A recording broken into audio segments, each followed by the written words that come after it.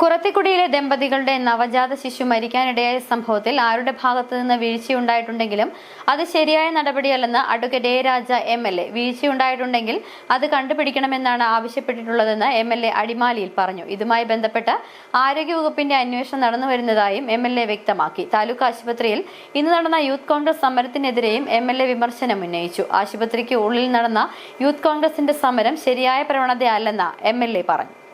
അടിമാലി താലൂക്ക് ആശുപത്രിയിൽ ഇവിടെ നടന്നൊരു സംഭവം അത്യന്തം ദൗർഭാഗ്യപരമായിട്ട് യൂത്ത് കോൺഗ്രസിന്റെ നേതൃത്വത്തിലൂടെയൊരു പ്രതിഷേധം നടക്കുന്നു.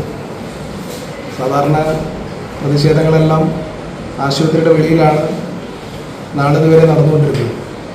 എന്നാൽ ഇന്ന് അങ്ങനെയല്ല നടന്നത്. ശരിക്കും ഒരു ശരിയായ പ്രവണതയല്ല ഇന്ന് യൂത്ത് കോൺഗ്രസ് ഇവിടെ ആശുപത്രിയിൽ നടത്തിയിട്ടുള്ളത്. ഈ കഴിഞ്ഞ ദിവസങ്ങളിൽ ഉണ്ടായ വിഷയങ്ങളുമായി ബന്ധപ്പെട്ടാണ്. ഈ വിഷയം അറിഞ്ഞപ്പോൾ തന്നെ MLA എന്നുള്ള നിലയിൽ ഞാനിവിടെ വന്നു, സൂപ്രണ്ടെ കണ്ട് കാര്യങ്ങളെല്ലാം മനസ്സിലാക്കിയിരുന്നു.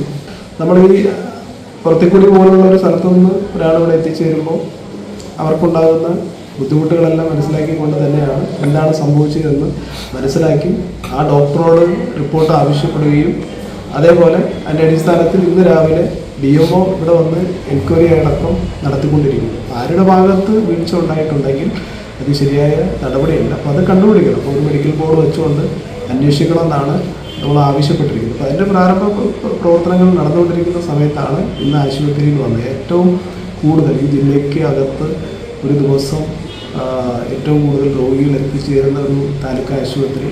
അതുമാത്രമല്ല, ഒരു മാസം കണക്കെടുപ്പ് നോക്കിയാൽ ഈ ജില്ലയിൽ ഏറ്റവും